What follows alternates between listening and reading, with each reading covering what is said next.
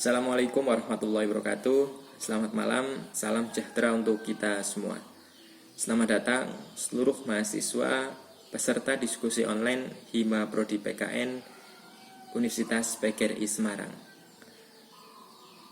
Terima kasih kepada Hima Prodi PKN yang telah memfasilitasi kita semua sehingga malam ini kita bisa bertemu dalam diskusi online membahas satu isu menarik tentang Indonesia, yaitu dinamika tata kelola pemerintahan di masa pandemi.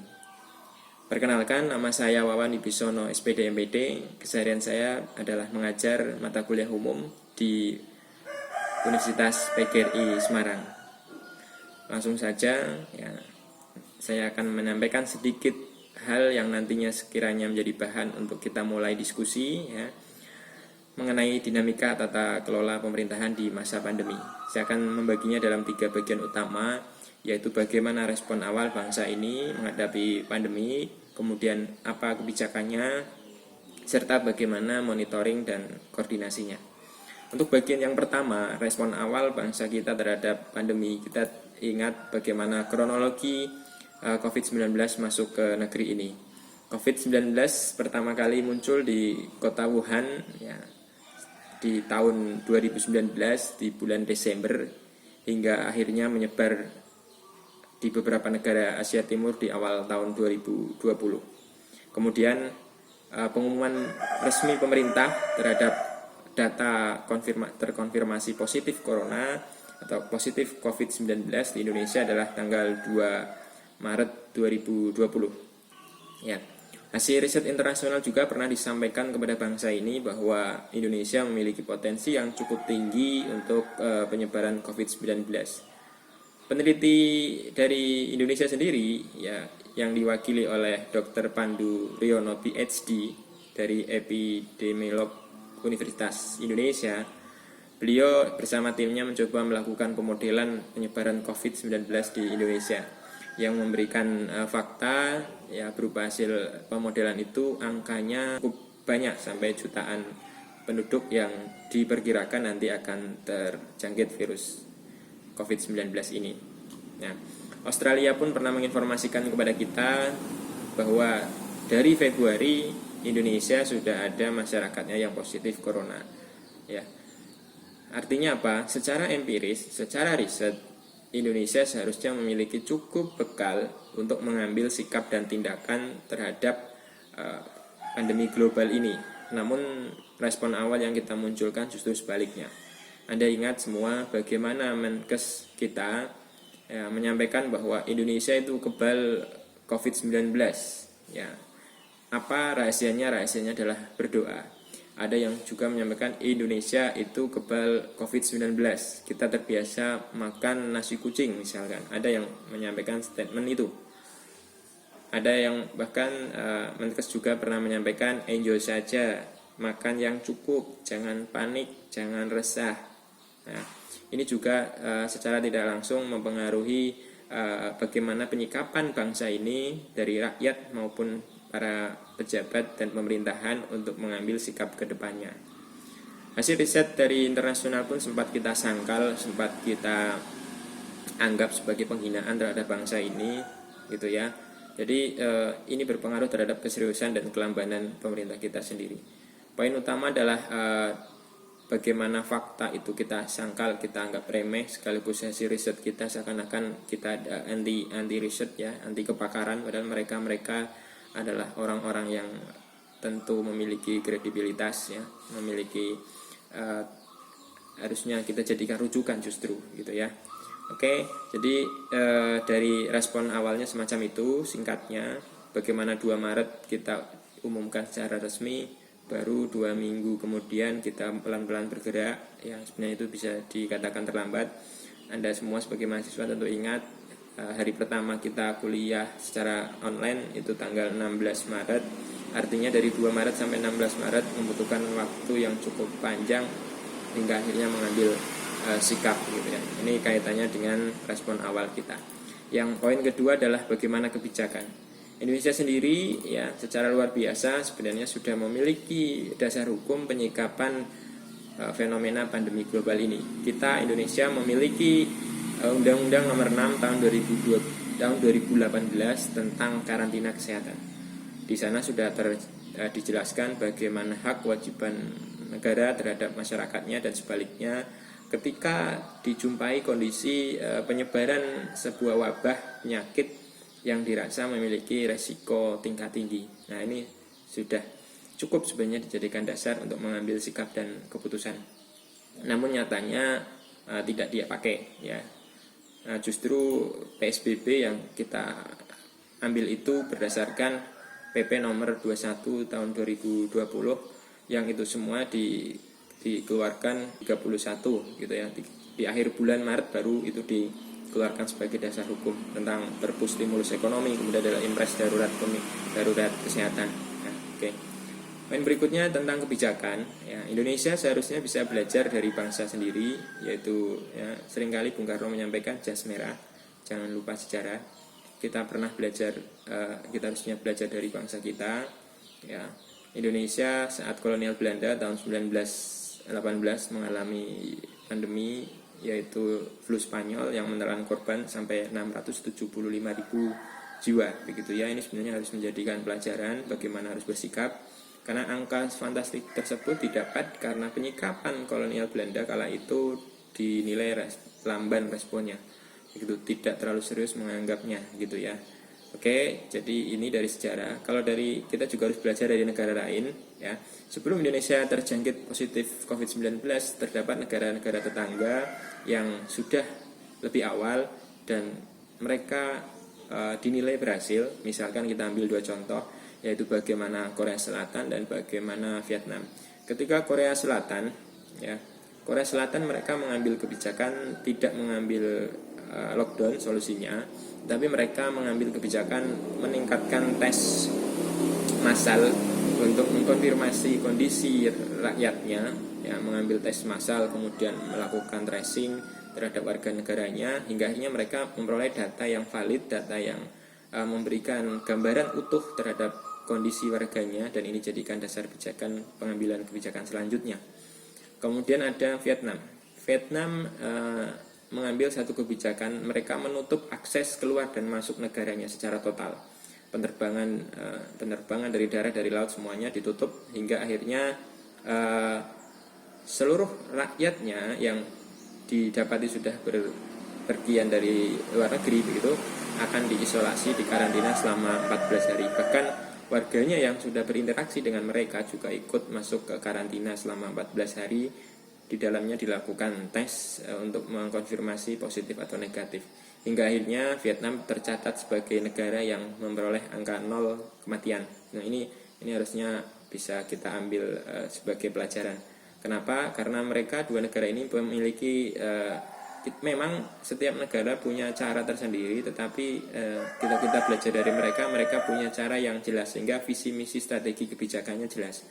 Ya, Korea memastikan konfirmasi dulu kondisi rakyatnya, kemudian Vietnam itu memutus dulu akses keluar masuk negaranya, baru mensterilkan kondisi warganya seperti apa begitu ya. Jadi visi misi strategi kebijakannya jelas dan terarah dan antisipatif tentunya. Ketika berbicara Indonesia sepertinya belum seperti itu ya. Di awal-awal masih ada perdebatan mau pakai solusi lockdown atau tidak begitu ya. Bahkan ada kedaruratan sipil, ada kedaruratan militer pernah muncul sebagai wacana-wacana begitu ya. Itu yang sempat muncul ya. Ini yang menjadikan seakan-akan visi misi strategi kebijakan kita belum cukup jelas dan belum cukup terarah kemana arah yang mau diambil, sehingga terkesan ada kebijakan yang kita ambil lamban ya. Yang poin berikutnya adalah mengenai kesehatan masyarakat. Ini sepertinya belum dijadikan inti dari kebijakan yang kita ambil, mengingat kalau belajar dari Korea Selatan, kebutuhan masker, kebutuhan hand sanitizer itu ditanggung oleh negara. Kita pernah ada fenomena masker harganya selangit, kemudian susah dicari, hand sanitizer di mana-mana tidak ada, ya. Tapi pemerintah hanya mengomentari masker mahal dibeli, salah siapa? Ayo salah yang beli. Itu sempat terdengar statement semacam itu. Karena kita jujur ya, orientasi kesehatan masyarakat kita masih dari sudut pandang klinis sekaligus dari sudut pandang industri gitu ya.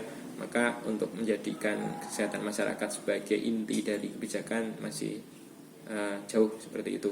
Di bagian kebijakan berikutnya adalah bagaimana pesan kebijakan ini ada begitu ya. Kita ingat bahwa pernah disampaikan Indonesia itu kebal corona, solusinya dengan berdoa. Nah, terkait pesan kebijakan ini sepertinya belum tepat ketika Menteri Kesehatan menyampaikan dari sudut pandang yang sifatnya religius. Ini seharusnya menjadi wilayah mereka, tokoh agama begitu ya.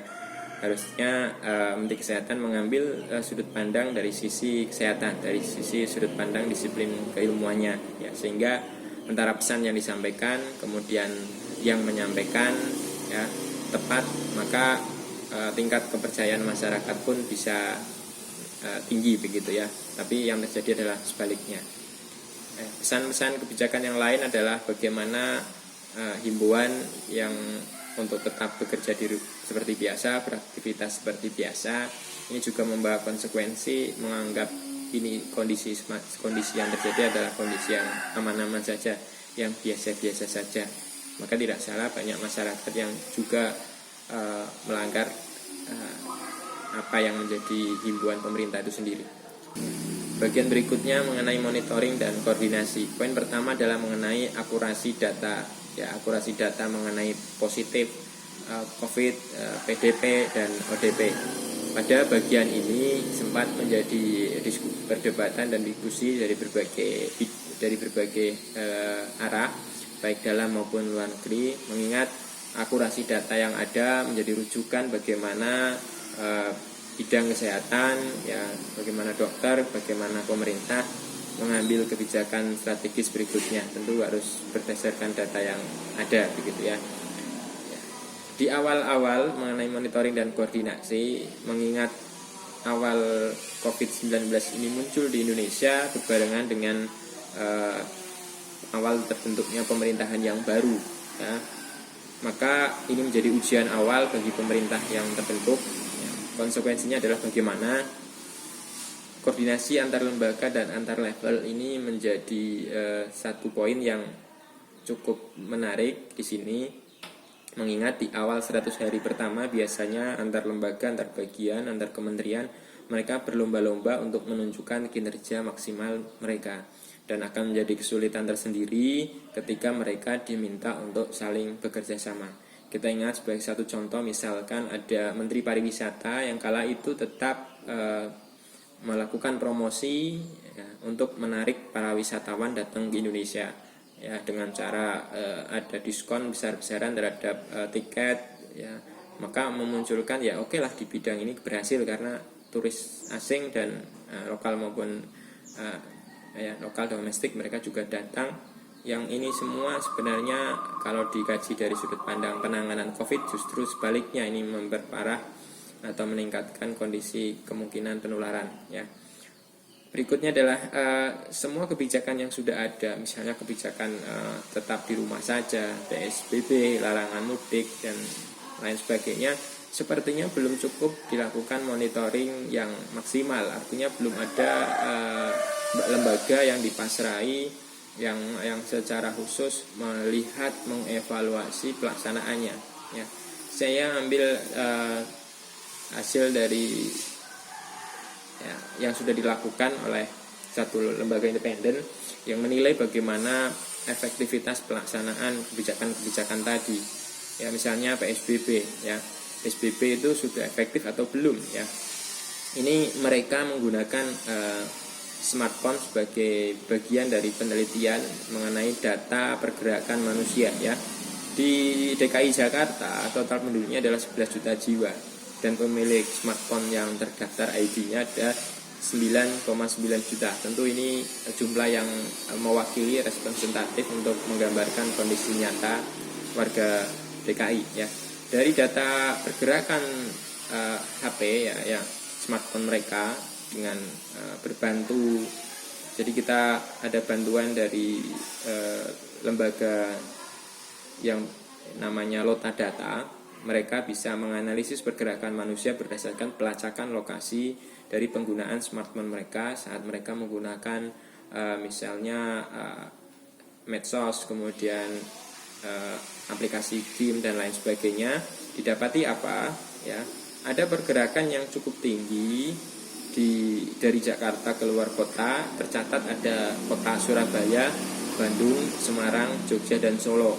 Dan pergerakan yang terbaca ini, teranalisis ini berbanding lurus dengan tingkat penyebaran COVID. Jadi ketika ada ledakan di Surabaya misal, itu selaras sebanding dengan analisis hasil data kapan mereka banyak bergerak dari Jakarta ke Surabaya.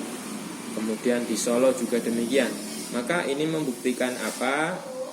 Pelaksanaan PSBB ya belum cukup efektif. Pelaksanaan himbauan untuk larangan mudik belum cukup dilaksanakan dengan baik. Belum ada koordinasi dari berbagai bidang ya, kepolisian, kemudian perhubungan dan lain sebagainya, yang memastikan tidak ada pergerakan manusia ke tempat-tempat lain keluar dari Jakarta misal dalam pelaksanaan PSBB ini. Nyatanya masih didapati demikian. Kemudian kasus-kasus pelanggaran yang cukup menarik, menyita perhatian kita ketika mereka mudik. Ada yang masuk ke dalam truk yang pengaduk semen gitu ya, ada beberapa orang. Kemudian cara-cara lain yang menghindari petugas, nyatanya mereka masih ada, dan sepertinya belum terlihat sanksi yang cukup tegas maupun jelas apa bentuk sanksinya. Banyak pelanggaran-pelanggaran di sana.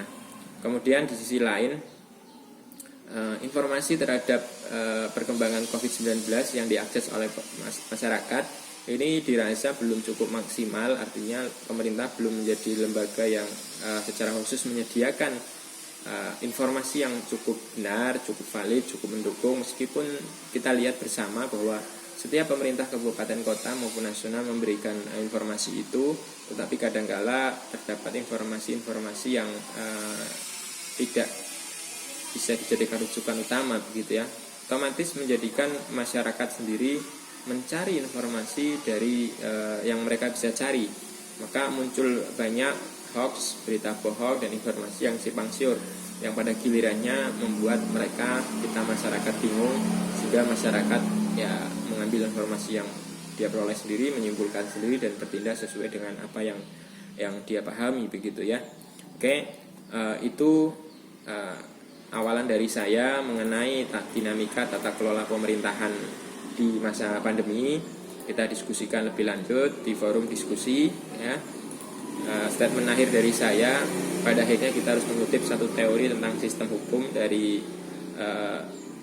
Friedman, bahwa efektivitas atau berhasilnya penegakan sebuah hukum tergantung 3 unsur hukum, yaitu struktur hukum, substansi hukum, dan budaya hukum. Jadi 3 komponen itu sangat berpengaruh untuk keberhasilan pelaksanaan sebuah hukum dalam hal ini dalam konteks ini kita berbicara bagaimana penerapan kebijakan tentang pandemi ini terjadi atau berlangsung. Oke. Terima kasih. Saya kembalikan kepada moderator. Selamat malam. Mari kita berdiskusi. Assalamualaikum warahmatullahi wabarakatuh.